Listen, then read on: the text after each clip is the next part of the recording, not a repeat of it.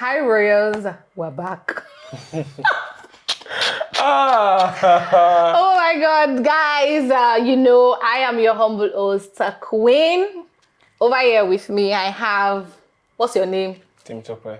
Tim Tokwe what? Face the camera and told them. My name is Tim Tokwe Ibogon. Tim Tokwe Ayeboga, aka what? Afroti. Afroti, how are you, Tim Tokwe? Well, How you I'm doing very well. I'm happy to be here. It's good to have you. I am good. How's exams and every other thing? I do look good. Thank you. All right. Exams are going well. I mean, preparing and reading and all these things. It's stressful, but there's no choice that we have. You just have to do it. Just have to do it. I mean, I can tell. So, but then looking at, there was a video that trended, of the UNILAG students with the lecturer and everything. I know something like that can never happen in UNILAG. No matter, UNILAG babes, I was like, oh, UNILAG babes. Or something like that can never happen. Or have you ever seen a case like that? Or well, I would not say something like that can never happen. I would not rule out the possibility of anything because these days anything can happen basically. But maybe the chances of that happening are quite low because the kind of girls that we have there. But you never know the year that we admit someone that has that kind of craze to put that kind if they put craze on your head, you help and put it down. You say you carry fire, they help you and put the fire down. So yeah, I would not say it's entirely impossible. I mean, you never know. It may just happen one day. Things that you least expect just come out and just happen. So what has been your greatest challenge being a student studying in Nigeria and in Lagos especially? So greatest challenge would be having to struggle with one thing is power outage when you're trying to read, you're trying to do normal school stuff. Yeah, I mean in school there are sometimes you don't have power. In school, in the library, in the classes, there's no lights. Then maybe at times at night you want to read, sometimes there may not be lights. So there's that part of it and the stress that comes with being a student in Nigeria and then let alone a federal school. So, the stress that comes with it, the way lecturers behave, make things unnecessarily difficult for you just because they have that power. So, there's that as challenge as being a student in Lagos. Wow. But then if you were to talk about the perks of studying in Lagos, Nigeria, what would you say that, these are things I enjoyed because I'm a student of this school, because I'm a student in Lagos. So first, Lagos is a vibe. Let's it's start a from vibe, there. Lagos is a period. Because when you look at the kind of people that you have here and the kind of, let's say facilities or just the way the state is on its own, then studying here, Lagos is like center of excellence. So then you have that, then being a student of UNILAG. I mean, UNILAG, yes, you have the name, although it may seem like we are not really enjoying ourselves the most, but then, I mean, UNILAG students are quite, let's say respected, just for lack of a better word, so there's that UNILAG student thing. So we have like good vibes, we have the girls, we have our parties and all these things. So yeah, there's the enjoyable parts of being a student in Lagos. And also like the part of being in an environment that's in Lagos where you can easily access some kind of less opportunities. Like there's some companies that are situated in Lagos that you can easily access as a student. Let's say you want to have your internship in your for your CRS period, so you can access some of these companies. Unlike students that are living outside the state, they have to come all the way. They want to access companies like that. So yeah, there's that as a perk of being a student. But then how do you manage to balance that? Are you a very social person? So how are you able to balance that with your studies, with classes, with lecturers, with no lights? I mean, no frequent lights and all the stuff. How are you able to balance that with your normal social life? So I know that one thing, the first thing is school, then everything else comes after. So social life, that's just that's a plus. It's not the main reason why I'm there. So I know that yes, that can come at the end of the day, maybe at the beginning of the semester, I can go to a few parties and after exams. But when it's around this period that we are moving close to exams, I know that I am not really going to have time for social gatherings and all these things. So I just want to do it squarely. So just having a very good time management skill, knowing when to do what and when to do it. So that's just what helps me most of the time. So I don't let one thing affect the other. Like One thing affect if the anything other. should be affected, it should be the plus, should be the social life, not my academics at all. But then if you had the chance, like they say, okay, Temita, come and change this thing about your school. What do you think you can change, or what would you like to change in your school? What I'd like to change is how our lecturers do. Just make life easy for us, honestly. That's just what I would love to change. Are you serious? Is it that difficult? Yes. It's not the normal class and It's not, apart from classes, then you are facing some lecturers that just want to make life unnecessarily tough for you. really, I feel this is 21st century. They Let me really give you don't an do that example. anymore. Let's say I'm an engineering student, so there are a lot of courses that you have to calculate and write out solutions mathematically. So imagine getting an assignment and lecturer is asking you to type those things. So it's going to take you twice as much time because you have to start editing with Microsoft Word or whatever software you're using to type your assignments, and that take more time than having to solve, because when you are doing that, you actually have to solve it by hand to know that you're writing the correct things and you're not making any mistakes. Then make all your mistakes in writing before transferring it to written documents on Microsoft Word. So that would take like 3 times the amount of time you need to just do it by writing straight away. So that's something I would love to change. Like, just make life easy for us and let us go.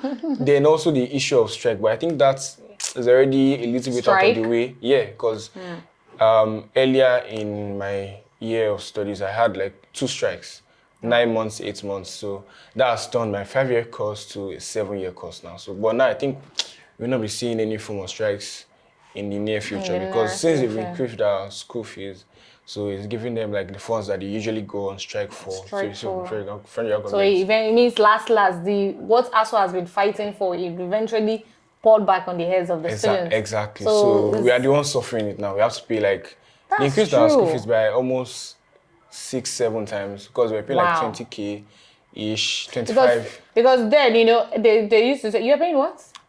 Before it was about 21,000. Now I pay like 135K.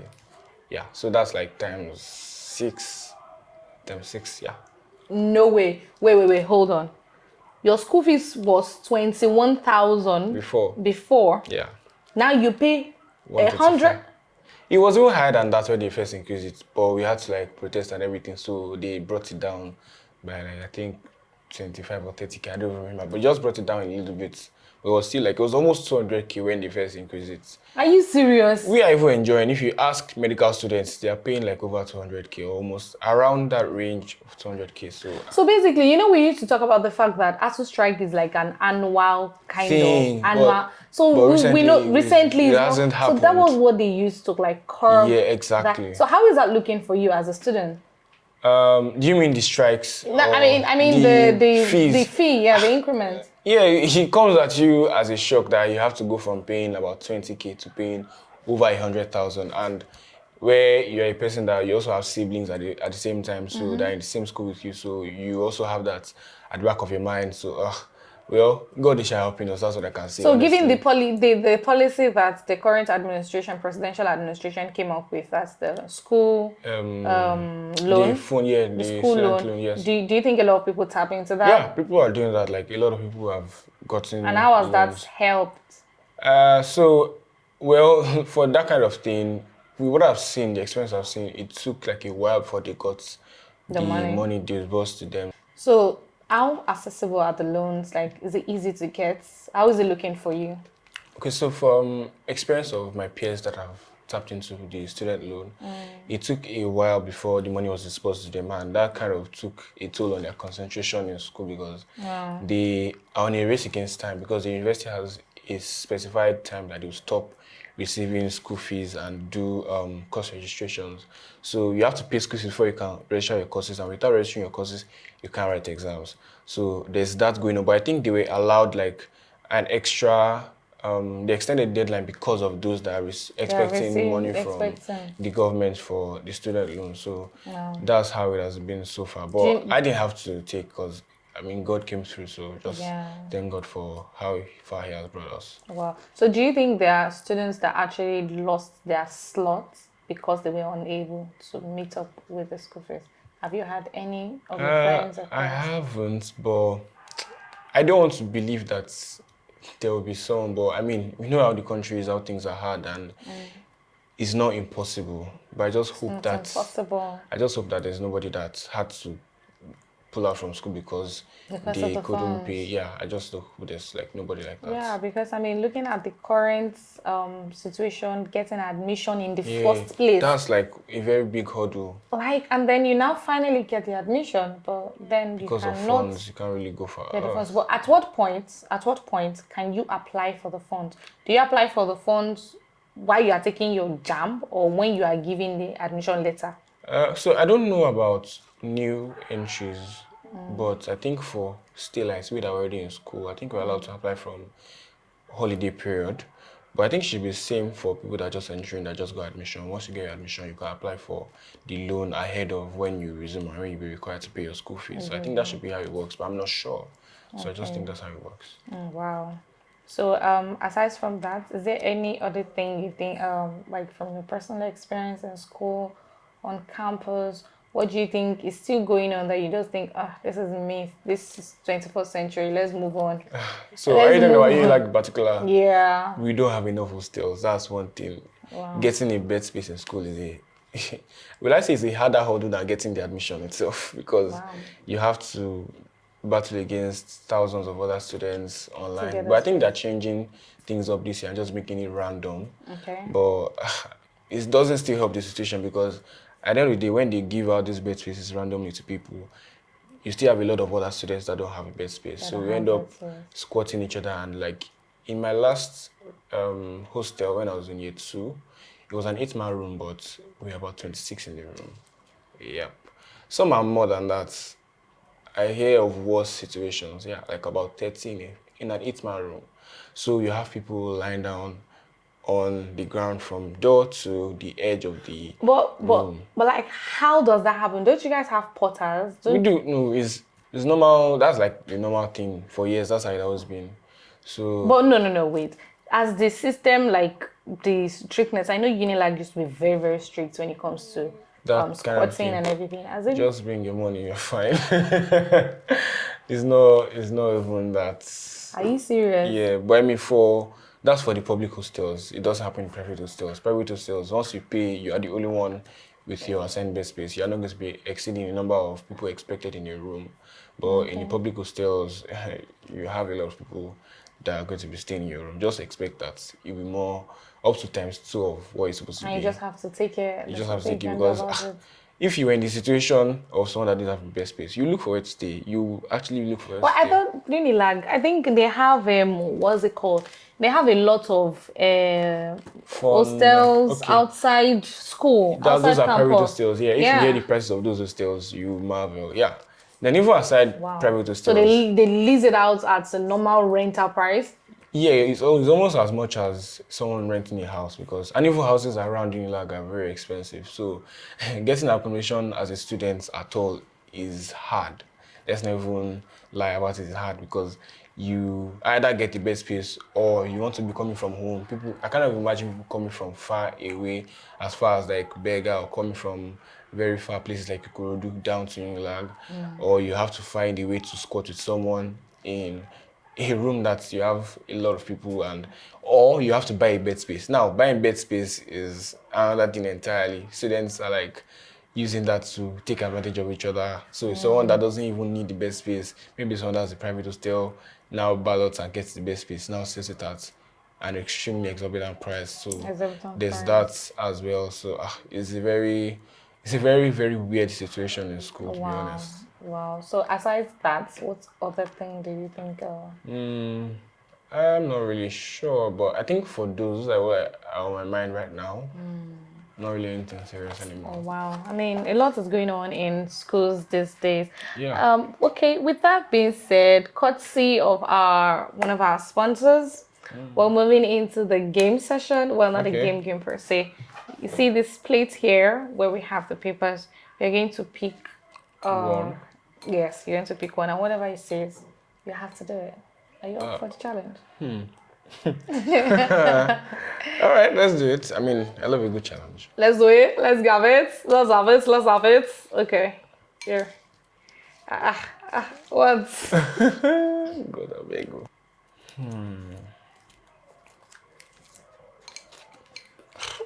Rap in Chinese. Rap in Chinese, ke? If you say rap in Yoruba, you rap in what? Which are you?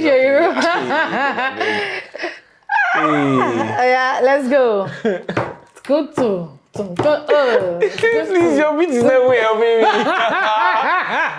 The only thing I know in Chinese is ni hao, if that's even correct. Well, let's try. Oh yeah, which beat do you want to Chinchon. Chon. Please. Oh yeah, Joe. Which beat should I give you? Okay. Chinchon, ni hao. That's all I can do, please. Oh God. You did very well, Temitope. Give yourself a round of applause. You did absolutely well. Thank you Courtesy so much. of our sponsor, we're going to give you this. Okay. So what you're gonna do is you're gonna taste this Okay. and you're going to give your review to people that are watching you. No problem. So right now? Yes, you're doing that right now. Hey. Already feels heavy from the get-go, so... It feels heavy. Yeah, feels like it's well really? stocked. Okay. Okay, so while Temitope is doing that, you guys, you can reach out to our sponsor on Instagram at Thassa Street. They're on TikTok, they're on Instagram. Their number is currently being displayed on the screen. You can reach out to them, and we will get the review from our guests. Then you guys will be able to see for yourself. Also, a big shout out to Royal Rex Management, located at Agor Palace, Okota. If you're a content creator, you just want a home away from home, you want to relax, like rest your head and your mind, Royal Rex should be your go-to place when you want to do that. Temitope, you finished it though. What's in the apple for you? What's the over here? It's sweet though. Are you serious? Tell me they dance. You don't shake go. This is really, really good, honestly. Like, from the first taste, you got this right taste and like the right consistency. Wow. Then every other thing there's like really good, fresh, cool, really nice. Wow. 10 over 10. Or Ooh. even 100 over 10. So Our sponsor is watching you right now. What would you like to say to her? is it a he or is she? Is she? Until you sabi work. Period. Thank you so much. Thank you to Thassa Street. Thank you to Royal Rex. Thank you to all our royalties watching us right now. You stuck around from the very beginning to the very end. Let us know what you think in the comment section. If you have different opinions, remember to like, share, subscribe. We will see you guys in the next episode. Forgive me, it's sweet. I said it's sweet. No, just forgive me.